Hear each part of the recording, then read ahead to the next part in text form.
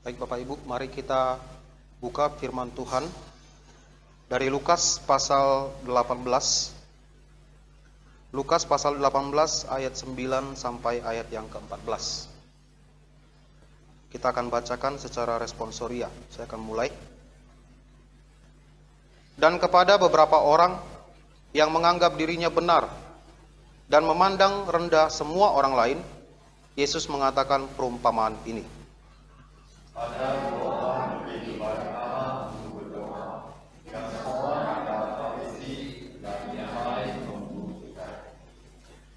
Orang Farisi itu berdiri dan berdoa dalam hatinya begini, Ya Allah, aku mengucap syukur kepadamu, karena aku tidak sama seperti semua orang lain, bukan perampok, bukan orang lalim, bukan pezina, dan bukan juga seperti pemungut cukai ini. Aku berpuasa 2 kali seminggu, aku memberikan sesuatu dari segala hasil. Tetapi pemungut cukai itu berdiri jauh-jauh, bahkan ia tidak berani menengadah ke langit, melainkan ia memukul diri dan berkata, Ya Allah, kasihanilah aku orang berdosa ini. Aku berkata kepadamu, orang ini pulang ke rumahnya sebagai orang yang dibenarkan Allah, dan orang lain itu tidak. Sebab barang siapa meninggikan diri, ia akan direndahkan, dan barang siapa merendahkan diri, ia akan ditinggikan. Tuhan memberkati pembacaan firman-Nya. Mari kita berdoa. Bapa kami yang bertata dalam kerajaan sorga, kembali kami mengucap syukur kepadamu oleh karena penyertaan dan pemeliharaan Tuhan kepada setiap kami. Kami bersyukur atas pimpinan dan pertolongan Tuhan. Kami bisa melewati hari-hari kami. Bapa Sorgawi, malam hari ini juga kami datang dengan hati yang bersyukur. Kami bisa datang kembali untuk bersekutu bersama. Bahkan nantinya kami akan berdoa bagi satu sama lain. Dan saat ini kami akan mendengarkan kebenaran dari firman-Mu. Tolonglah setiap kami ya Bapa, agar firman-Mu sungguh-sungguh kami pahami. Dan mampukan kami untuk tidak hanya menjadi pendengar saja, tetapi juga pelaku-pelaku firman-Mu. Bapa, kami menyadari bahwa kami adalah orang yang berdosa. Dengan sengaja maupun tidak sengaja, kami telah melanggar hukum Allah. Dan kami tahu, ketika kami berdosa terhadap Tuhan, dan tidak bertobat dari dosa-dosa tersebut, maka segala persekutuan kami dengan Tuhan akan menjadi sia-sia. Ampuni kami Bapa, layakan kami untuk bisa bersekutu bersama-sama dengan Engkau. Kami akan mendengarkan firman-Mu, berbicaralah kepada kami siap untuk mendengarkannya. Di dalam nama Tuhan Yesus kami berdoa dan bersyukur. Amin. Nah, perumpamaan tentang orang Farisi dan pemungut cukai ini saya rasa sudah tidak asing bagi kita semua. Bahkan di sekolah minggu sudah beberapa kali kami menceritakan kisah ini, perumpamaan ini. Nah, dalam perumpamaan ini Tuhan Yesus sedang menyoroti tentang bagaimana sikap kita, ya, sikap hati kita ketika kita menghadap Tuhan. Kalau kita baca dari ayat 1 sampai ayat ke-8, Tuhan Yesus juga berbicara tentang aspek doa juga. Bagaimana kita harus tekun dalam berdoa, meminta kepada Tuhan, terus-menerus dengan penuh iman. Karena Tuhan akan mendengarkan setiap seruan orang-orang yang datang kepadanya. Dan malam hari ini kita akan melihat secara khusus tentang dua orang yang diceritakan dalam ayat yang sudah kita baca, yaitu orang Farisi dan pemungut cukai. Nah, di ayat 9 kita diberikan latar belakangnya ya. Mengapa Tuhan Yesus memberikan perumpamaan ini? Karena dia melihat, ayat 9, ada beberapa orang yang menganggap dirinya benar dan memandang rendah semua orang lain. Secara khusus dia berbicara tentang orang-orang Farisi. Orang-orang Farisi adalah kelompok religius, ya, guru-guru orang-orang Israel yang harusnya mengajar hukum Allah kepada orang-orang Israel dan juga memastikan ya, bahwa orang-orang Israel hidup sesuai dengan hukum Taurat. Makanya ketika mereka melihat sesuatu yang tidak sesuai dengan hukum Musa, mereka akan berbicara. Kita masih ingat bagaimana ketika murid-murid Tuhan Yesus yang makan tanpa membasuh tangan. Mereka langsung menghampiri Tuhan Yesus dan mengatakan, kenapa murid-murid kamu tidak mengikuti tradisi kita yang harus mencuci tangan sebelum makan?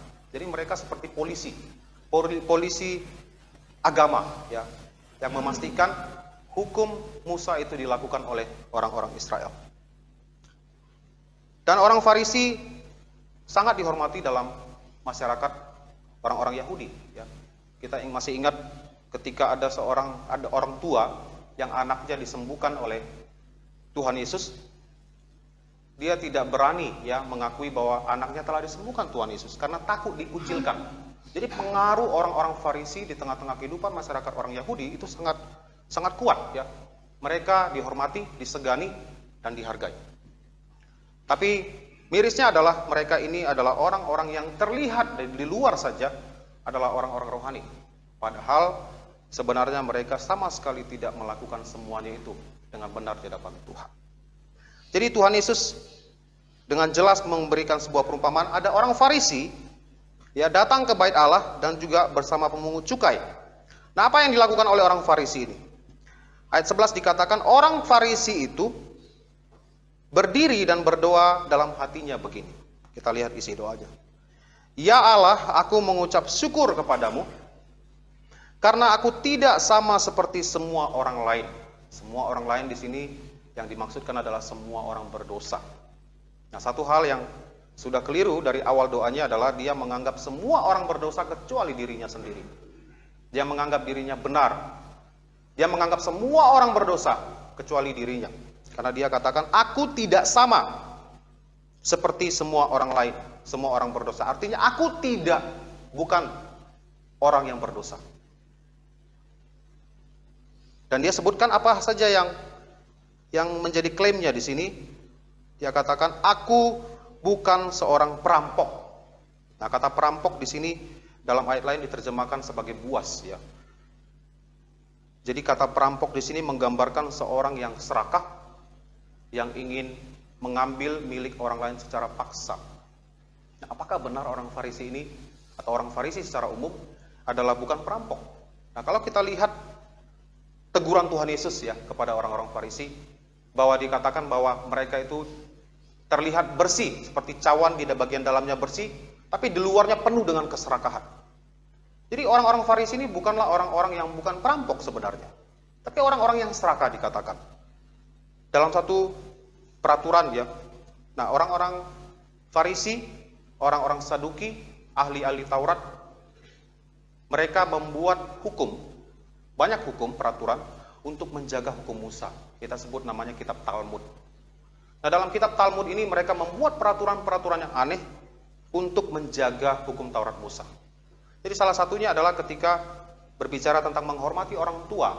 Mereka bilang kalau kita ingin memberikan persembahan kepada Tuhan, maka kita tidak perlu lagi memberikan hal-hal yang seperlunya untuk orang tua, untuk pemeliharaan mereka, untuk kebutuhan mereka tidak perlu dikasih kalau kita sudah berikan persembahan kepada Tuhan. Terkesan seperti baik sekali, ya. Tapi mereka tidak sadar bahwa mereka telah melanggar hukum Musa karena tidak menghormati ayah dan ibu mereka.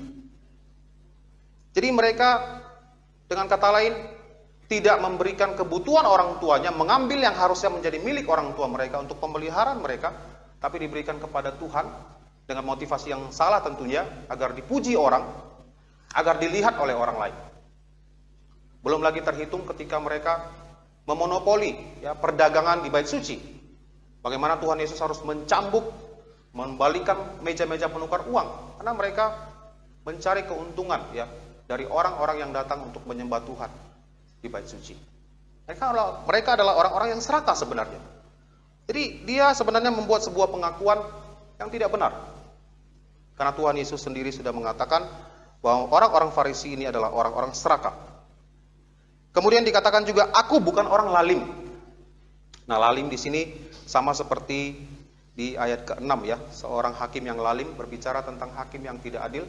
Kata lalim di sini berarti tidak adil, tidak takut kepada Allah, tidak takut kepada siapapun. Jadi berlaku sesuka hatinya, orang yang tidak peduli dengan kebenaran. Jadi orang Farisi ini membuat klaim bahwa dia bukanlah orang yang tidak adil.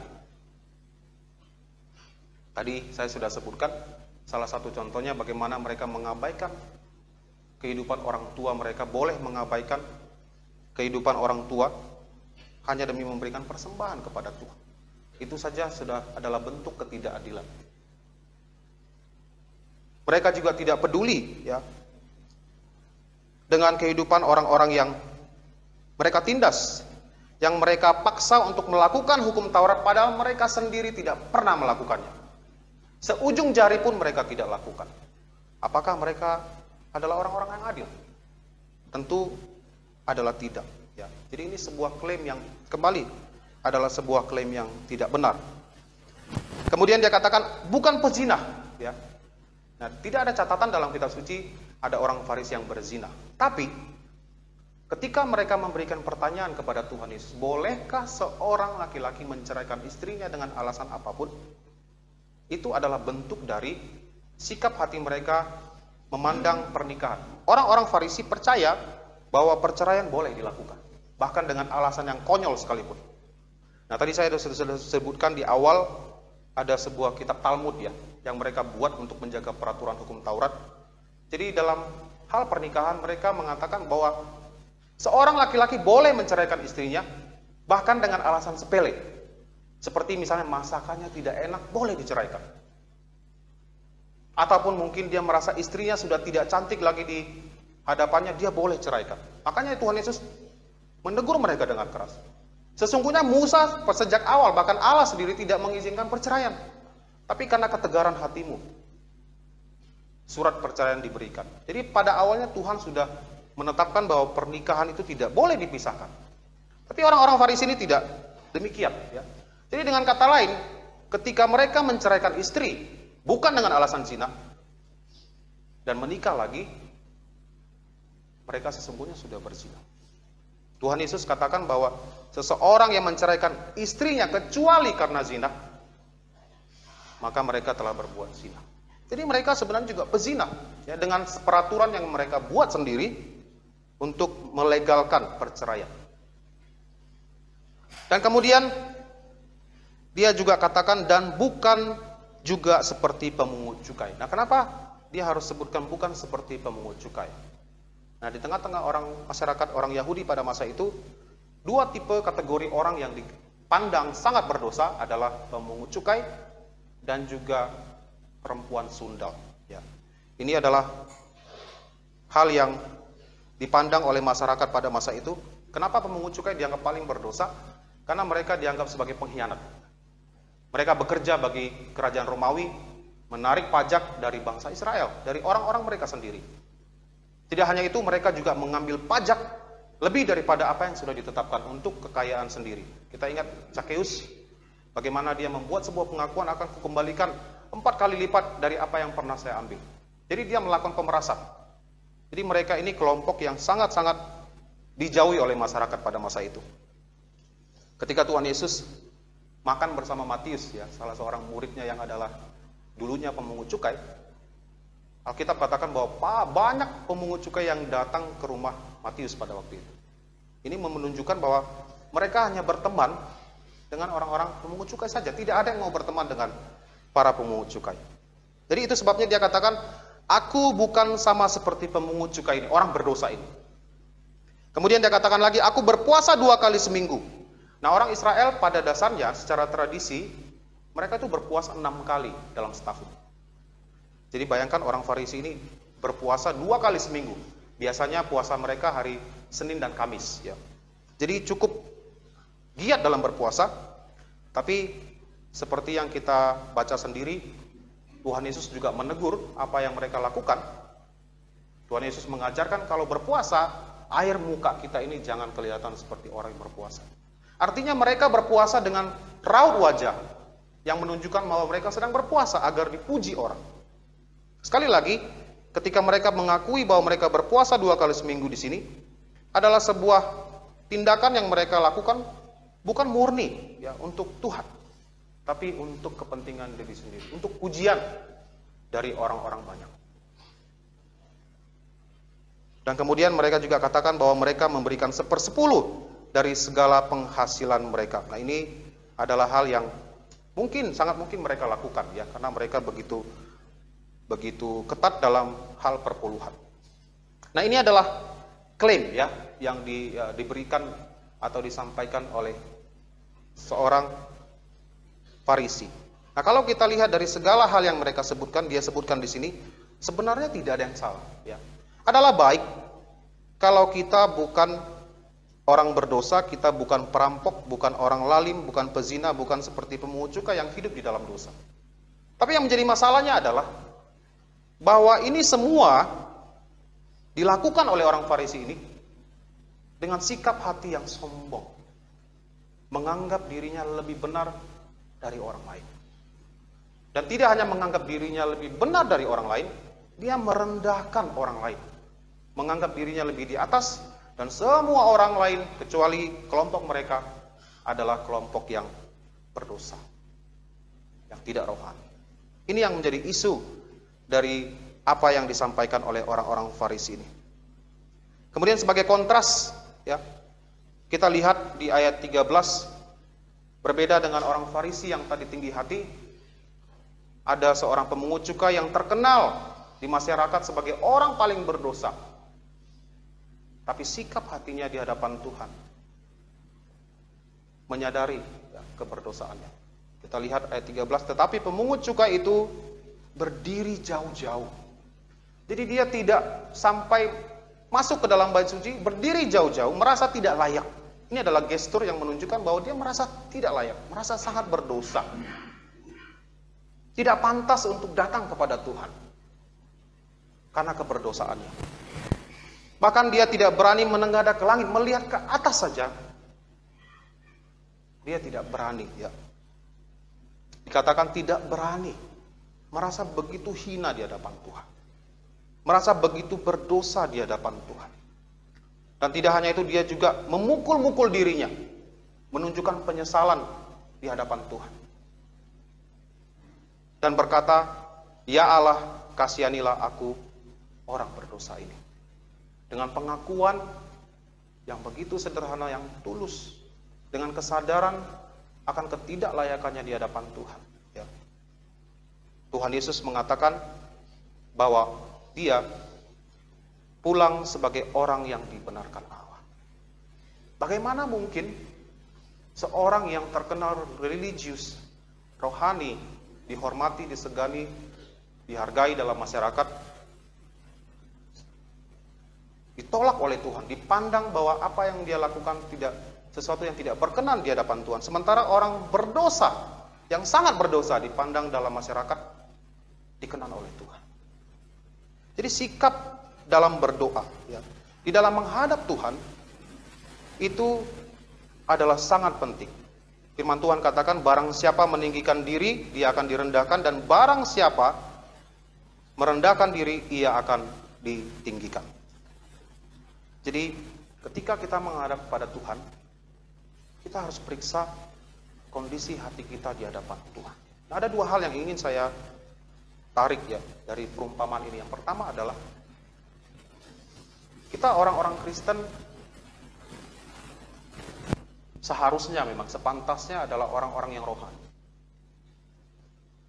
Tapi kenyataannya kita pahami, kita lihat sendiri bahwa kerohanian masing-masing kita tuh berbeda.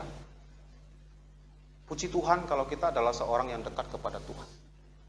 Rajin beribadah setiap minggunya, ikut persekutuan, rajin baca kitab suci setiap hari, bersaat teduh setiap hari, melakukan perbuatan baik, bersaksi bagi Tuhan, melayani Tuhan, itu adalah hal yang baik. Puji Tuhan. Tapi ketika kita melihat ada saudara-saudari kita yang mungkin kerohanian tidak sebaik kerohanian kita, kita harus memandang mereka dengan penuh belas kasihan. Bukan malah memandang rendah mereka, menganggap kita lebih baik dari mereka. Tapi kita harus ada hati ingin membawa mereka, mendorong mereka untuk lebih dekat kepada Tuhan. Nah, dalam kehidupan kerohanian tidak ada yang namanya persaingan rohani, Bapak Ibu. Tak ada perlombaan dalam kerohanian ini. Tentu kita masing-masing punya tanggung jawab di hadapan Tuhan ya. Kita harus hidup dekat dengan Tuhan. Tapi ketika kita lihat saudara kita ada yang mungkin tidak serohani kita, hati kita harus terbeban untuk membantu mereka. Bukan malah merendahkan mereka, menjatuhkan mereka, atau menjauhi mereka. Nah, dalam kitab Roma pasal 15 ayat 1 saya bacakan. Di sini dikatakan,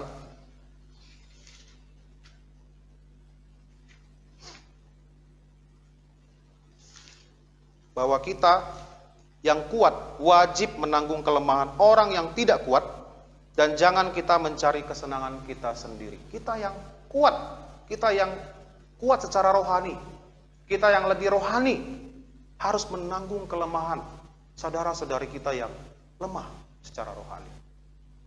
Setiap orang di antara kita harus mencari kesenangan sesama kita demi kebaikannya untuk membangunnya. Jadi kita saling membangun, bukan saling bersaing, apalagi saling menjatuhkan satu sama lain.